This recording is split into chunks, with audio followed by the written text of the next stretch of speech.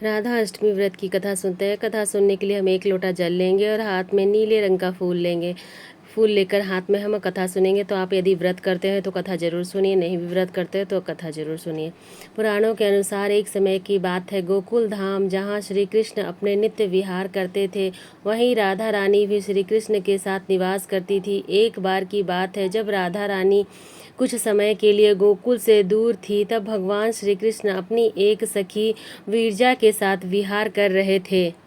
जब जी को इस बात का समाचार मिला तो वो अत्यंत क्रोधित हो उठी और तत्काल श्री कृष्ण के पास जाकर पहुंचकर उनसे कठोर वचन कहने लगी। राधा रानी का यह स्वरूप देखकर श्री कृष्ण के परम मित्र श्री दामा को बहुत दुख हुआ। उन्होंने सोचा कि राधा जी ने प्रभु श्री कृष्ण से अनुचित व्यवहार किया है। इसी कारण क्रोधवश श्री दामा ने राधा जी को श्राप दे दिया कि हे देवी, आपको अपने दिव्य धाम गोलोक को छोड़कर पृथ्वी लोक पर जन्म लेना पड़ेगा। यह श्राप सुनकर राधा रानी और भी क्रोधित हुई और उन्होंने प्रतिशोध में श्रीदामा को भी श्राप दे दिया। हे श्रीदामा, तुम भी राक्षस कुल में जन्म लोगे और वहाँ अपने कर्मों के कारण अत्यंत मृत्यु को प्राप्त होगे। राधा जी के श्राप के फल स्वरूप श्रीदामा का जन्म शंखचूर राक्षस के रूप में हुआ। यही शंखचूर भगवान विष्णु का अत्यंत भक्त था, जिसे बाद में भगवान शिव ने युद्ध में पराजित किया। उधर जब राधा जी क्रोधवश में पहुंची, तब उसकी सखी विरजा का हास्य देखकर अत्यंत व्यथित हुई और वहां से चली गई। वे जाकर नदी स्वरूप में परिवर्तित हो गई।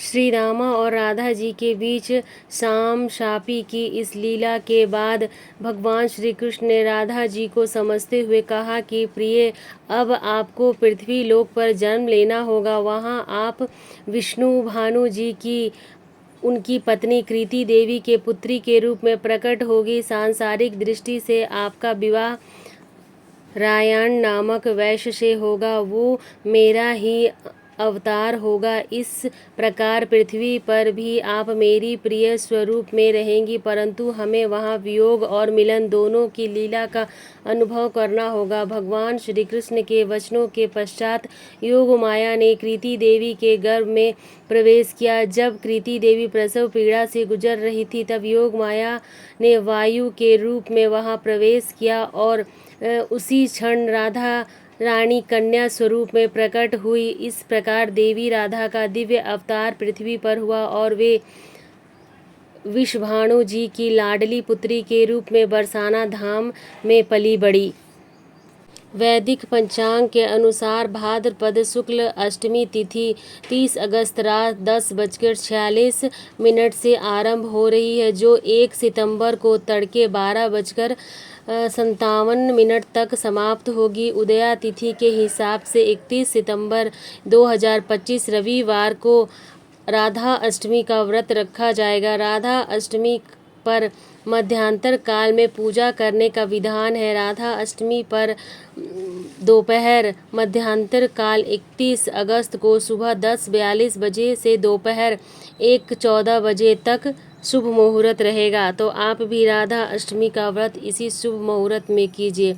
मंदिरों में तो राधा अष्टमी का व्रत प्रातः काल 4 बजे किया जाता है, लेकिन सांसारिक जीवन में, घर गृहस्थी वाले जीवन में हम राधा अष्टमी का व्रत दोपहर के समय करते हैं। मतलब दोपहर के 12 बजे हमें राधा अष्टमी का व्रत करना है।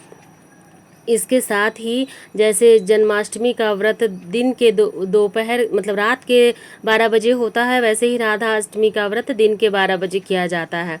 तो इस तरह से हमें राधा अष्टमी का व्रत करना है। व्रत करके हम कथा सुनेंगे। कथा सुनने के बाद जो हमने हाथ में फूल लिया है भगवान को समर्पित कर देंगे और राधा रानी से अपने घर के, अपने परिवार के मंगल कामना के लिए प्रार्थना करेंगे।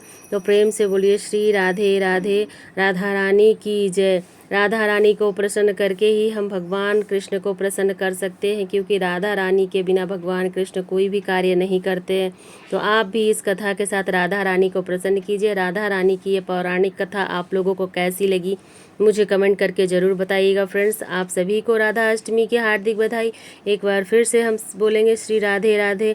यह कथा सुनने वालों को और सुनते समय हुकारी भरने वालों को, बोलने वालों को, सभी पर राधा रानी अपनी कृपा दृष्टि बनाए रखे। राधे राधे फ्रेंड्स। इसी तरह की पौराणिक और रोचक कथा जानने के लिए मेरे चैनल पर बने रहिए। आप सभी लोगों का बहुत बहुत धन्यवाद। हम महिलाएं घर में तीज त्यौहार का व्रत कैसे करती हैं और पौराणिक कथा के लिए जानने के लिए